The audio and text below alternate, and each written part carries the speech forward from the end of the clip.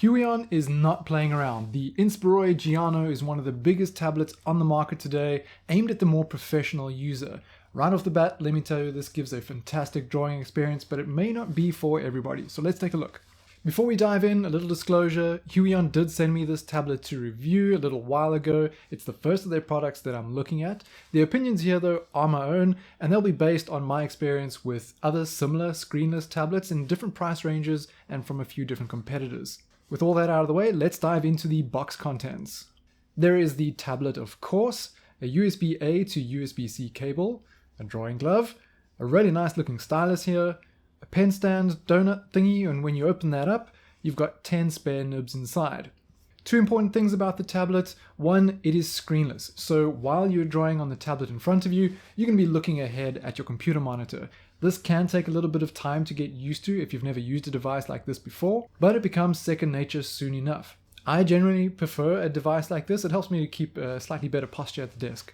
Secondly, it's big. Maybe not the best option for the more nomadic artist, but if you have a permanent battle station with a bigger desk, larger monitors, everything set up to your needs, then this could serve you well. Big though it is, it still fits into my huge laptop backpack. It's really slim and weighs about just over a kilogram. Looking a little closer at the tablet, the build quality seems really good, feels very sturdy. The back has this sort of nice aluminium alloy backplate that adds to that sturdy premium feel. It's got these round rubber feet in the corners that'll keep it from slipping around on most surfaces. The active area is 13.6 by 8.5 inches. That's bigger than the Wacom Intuos Large, and it's a little longer than a standard A4 page, which is great. This is a really good size to work on. You can draw with the full movement of your arm. The overall size of the tablet is around 43 by 26 centimeters, so it takes up a good amount of space on your desk. Apart from the narrow left panel here, there's not a lot of excess space around the active area. The matte surface feels very similar to draw on to the 2013 Intuos Pro, and I'm pleased about that.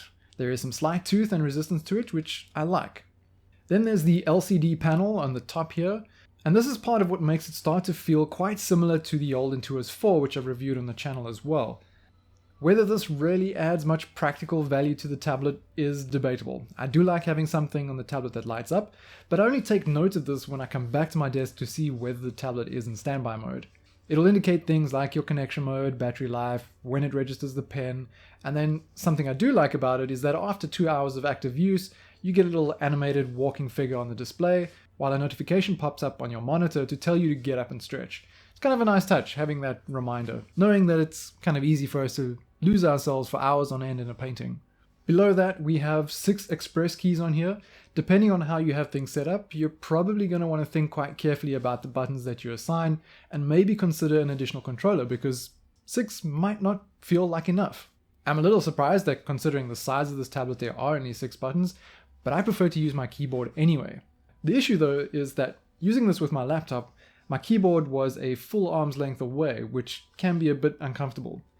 Thankfully, Huion does have a wireless programmable keypad, the KeyDial Mini, which I haven't tested myself, but it is something worth considering. But with a proper desk setup that has a larger monitor, a good amount of desk space, or a keyboard tray, you might not have the struggle that I'm having here.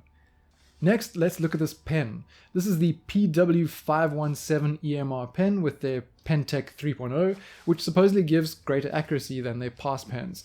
Like I said, this is my first Huion product, so I can't speak to that specific point, but I'm really impressed with how it performs when compared with some of the other tablets that I have in my collection here. We've got a fairly long shape, slightly widens past the 2 buttons. It feels a bit like the Pro Pen from my Intuos Pro, but a little lighter, weighted towards the front. With the rubber grip and the shape, it's really comfortable to use for long painting sessions. The buttons are light to click, you can feel them, but you don't hear them, so that's good.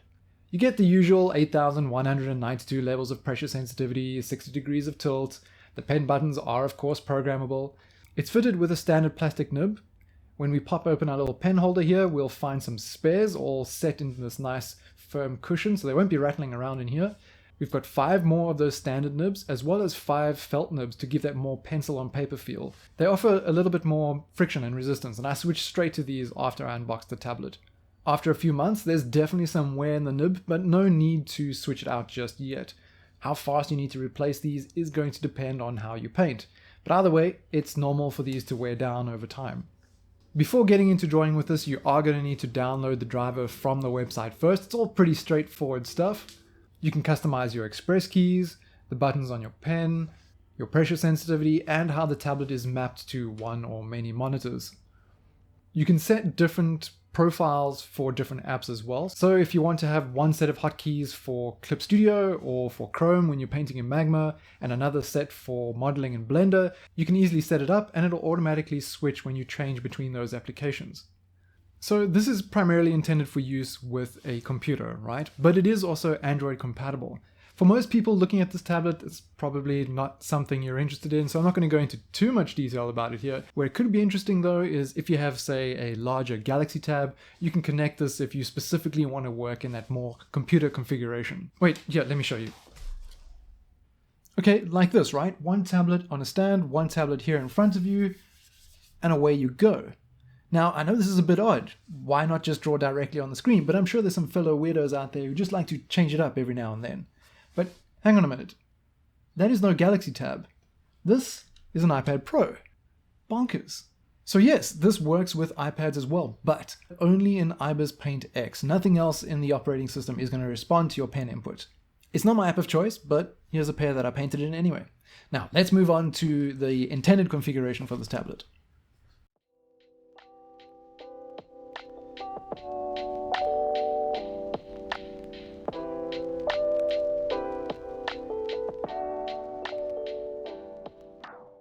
So my initial impression, I really like it. The pen feels really good moving over the surface. I feel very much in control of the movements of my digital brush here, and I can hit any point in the UI with ease and accuracy.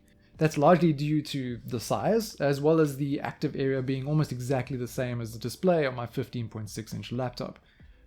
The pen is perfectly responsive, but instead of just talking about it, let me show you.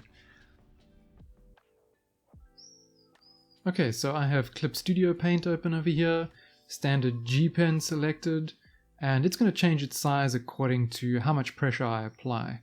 So if we test that here, really nice smooth transitions, even from heavy to light, which I'm quite impressed by. Sometimes it's really sensitive pens, going from heavy to light makes quite a difficult jump. With here, it's quite smooth. So very pleased with that.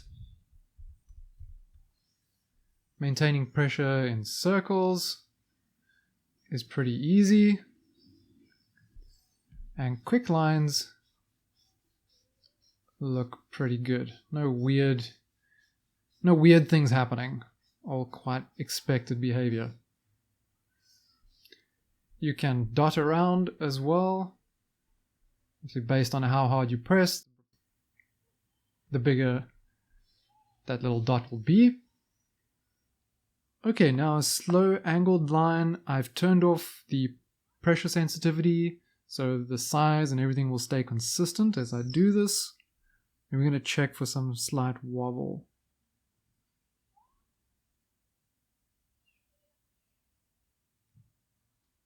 That looks pretty good to me. I'm using a ruler to get that straight line, and I'm not picking up any sort of wobble there. I've got no stabilization active, so that looks pretty good.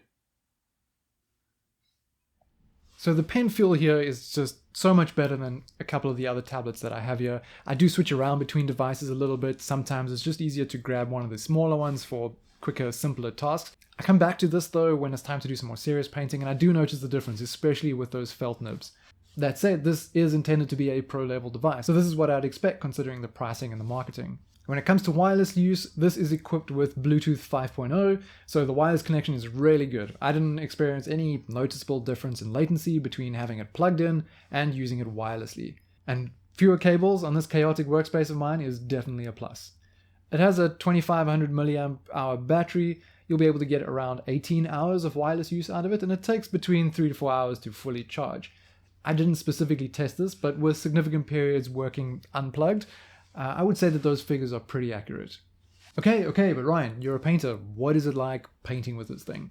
So I've been doing a few different things, right? I've been doing some pretty basic still life studies for the Magma Classroom live streams that we've been doing, painting software tool guides, and of course I've been working on some of my own painting as well. It's actually been the first time in a little while that I've really sunk my teeth into some personal work, and it's felt great doing that on this tablet. So wrapping up, I would say that this tablet meets expectation. Considering my preferences as a painter, this checks all the boxes. It delivers a really high quality drawing experience, and at this size, it feels really good to work with. I wanted to get some proper mileage in with this tablet before doing this review, particularly because it is my first Huion device that I'm looking at, and because it's aimed at more professional users where reliability is important. I wouldn't necessarily recommend this though for beginners looking for their first tablet, not because there's anything wrong with this tablet. I just think it's smarter to go for something that is a little cheaper, a little smaller, more compact, where you can kind of figure out your preferences. To me, this is more for someone with a bit more experience, someone who knows what sort of features, feel, and size that they like. I'd probably prefer a dial rather than the LCD screen, but I do see this well paired with a separate controller off to the side. This is of course an additional cost on top of the $200 that you'd spend for this tablet. I think that's actually pretty good value considering the size and the painting experience. So here we are, a couple of months down the line, the tablet is still behaving really well, and this gets a double thumbs up from me. I'm happy to recommend it, I'm definitely going to keep using it. What about something smaller though? Can the smallest, cheapest tablet I can find do the job? Well, stick around to the channel because I do have a video in the works about exactly that. In the meantime though, if you want to see a bit more of the process of this artwork I've been doing with the Giano, you can find that here along with a chat about something that I think we've all experienced at some point in our creative journeys, art block. That's all from me in this one. Thank you very much for watching. I'll chat to you again soon.